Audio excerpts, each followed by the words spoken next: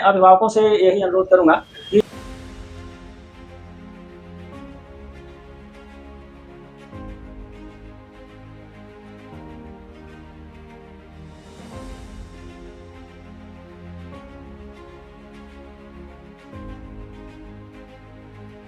UP board की परीक्षाएं sir पर हैं और बच्चों पे बहुत प्रेशर है। यह जानने के लिए मैं Anurag Singh northern charitable trust की ओर से आज मौजूद हूं आपके सामने ऐतिहासिक जिले प्रयागराज के शिक्षा व्यवस्था के मार्गदर्शन के रूप में अपनी महत्वपूर्ण भूमिका निभा रहे डियास महोदय आपके समक्ष हैं।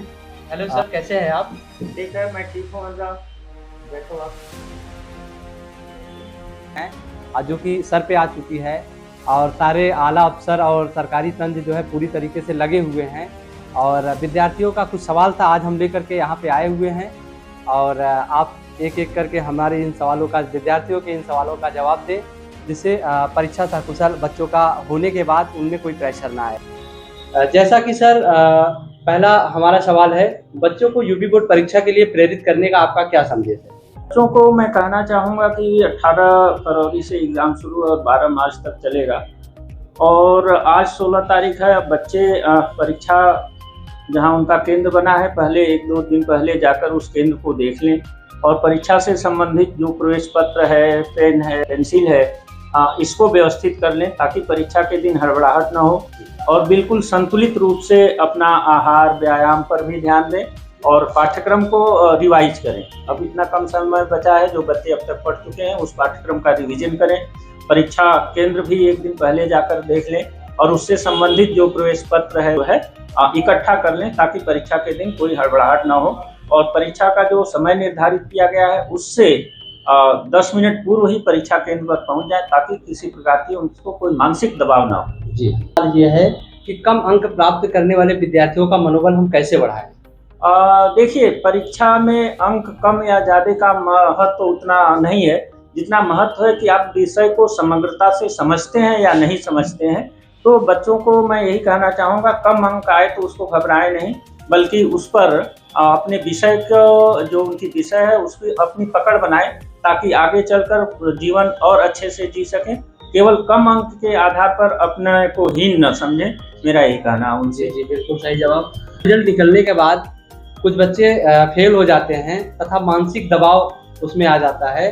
कुछ विद्यार्थी इसी मानसिक दबाव की वजह से गलत डिसीजन ले लेते हैं, उस पर आपका क्या संदेश है? देखिए, फेल होने पर कुछ बच्चे गलत डिसीजन ले लेते हैं, मैं बिल्कुल इस बात से इत्तेफाक तो रखता हूं, लेकिन उन बच्चों को कहना चाहूँगा कि फेल होना ही जिंदगी नहीं है। इस परीक्षा के बहुत आगे जिंदगी है और आप उससे न घबराएं कि एक बार फेल हो गए तो आप बहुत घबराएं, बल्कि कहाँ असफल हुए हैं, आपकी रणनीति कहाँ कम रही है, पुनः उसमें अच्छी रणनीति बना करके उसके अनुसार आगे बढ़ें। परीक्षा में फेल होने से घबराएं नहीं, बल्कि रणनीति सही बनाएं और आगे, कहते हैं ना, मंजिलें और भी हैं, इस उम्मीद के साथ आप आगे बढ़ें। क्या परीक्षा पास करना ही जीवन की राहें हैं अथवा ऐसा क्या करें कि अधिक पैसा अर्जित कर सकें व सम्मान अर्जित कर सकें और एवं एक शीर्ष ऊंचाइयां छू सकें? देखिए, हर बच्चे को मैं कहना चाहूँगा कि हर बच्चे की क्षमता अलग है, उसके पढ़ने की क्षमता अलग है, सोचने की क्षमता अलग है, कार्य करने की क्षमता अलग है। तो मैं बच्चों को यही कहना चाहूँगा कि अपने क्षमता के अनुसार अपने करियर का चुनाव करें और अपने करियर के आगे बढ़ने के लिए अपनी रणनीति बनाएं और उस रणनीति पर आगे बढ़ें, क्योंकि बच्चे जिस फील्ड में भी जाएं बेहतर कार्य करें। अगर किसी भी फील्ड में जाते हैं, बेहतर कार्य करते हैं तो निश्चित रूप से उनका सम्मान होता है, उनके परिवार का सम्मान होता है और धनार्जन भी सही से होता है। सर, इस कहना चाहेंगे कि बच्चों का नंबर जब कम आ जाता है तो उसमें सबसे ज़्यादा प्रेशर तो पेरेंट्स का ही हो जाता है। बच्चे अच्छी तरीके से एग्जाम को देते हैं, पूरी साल पढ़ाई किए रहते हैं, किसी भी कारणवश कुछ बच्चों का नंबर कम आ जाता है, तो इस पर हम क्या सर विचार? मैं अभिभावकों से यही अनुरोध करूंगा कि आप बच्चों को कम नंबर और ज़्यादा नंबर पर मत आकिए।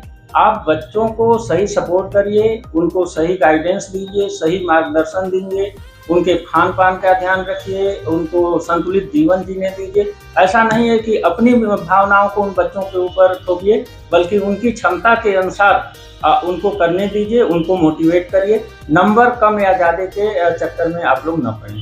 धन्यवाद। ठीक है।